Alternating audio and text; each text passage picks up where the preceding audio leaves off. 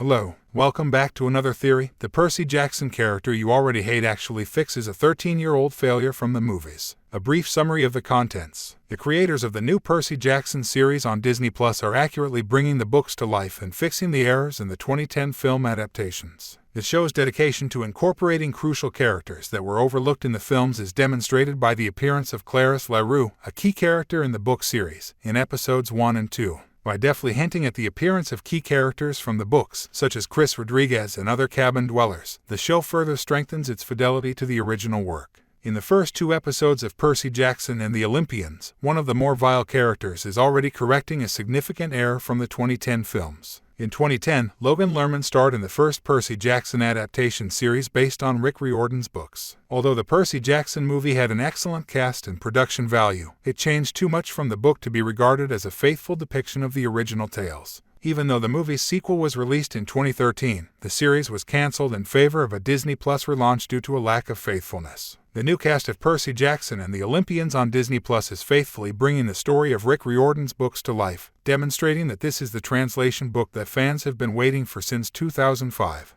Producer, writer, and creator Riordan is the driving force behind the remarkable authenticity seen in the Percy Jackson series. By staying true to the original work, Percy Jackson and the Olympians corrects a significant flaw in the 2010 films by introducing characters that are noteworthy from the books. Several Greek gods can be seen in Disney's Percy Jackson and the Olympians television series, which adapts Rick Riordan's The Lightning Thief and its sequels. First, look at Percy Jackson and the Olympians' Clarisse Leroux, disregarded in the 2010 film. Ironically, Disney's Percy Jackson is mostly addressing the flaws in the 2010 film by presenting a character who is incredibly likable. The figure in question is Clarisse Leroux, whom Percy confronts in the second episode of Percy Jackson and the Olympians. She is the daughter of Ares. Clarisse is a pivotal character in the Percy Jackson book series who embodies many of the main themes of the 2010 film adaptation while being a bully and Percy's enemy. Since Clarisse received zero attention in Percy Jackson and the Lightning Thief, she serves as a metaphor for these issues. There was no setup for her character in the first film, even though it was included in the sequel when she plays a much bigger role.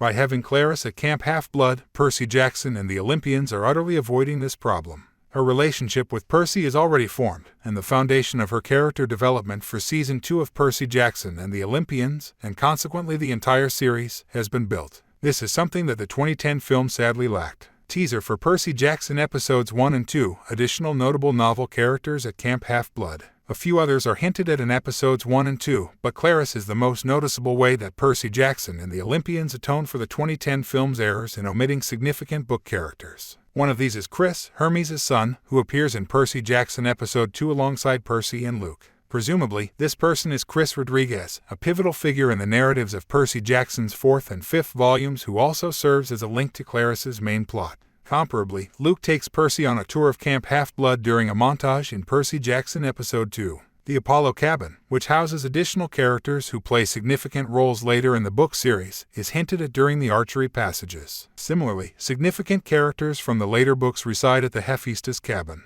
All of this only serves to demonstrate how, in contrast to the sadly lacking 2010 film, Percy Jackson and the Olympians is delivering a more comprehensive adaptation of the events found in the books by deliberately foreshadowing important characters. Thank you for watching.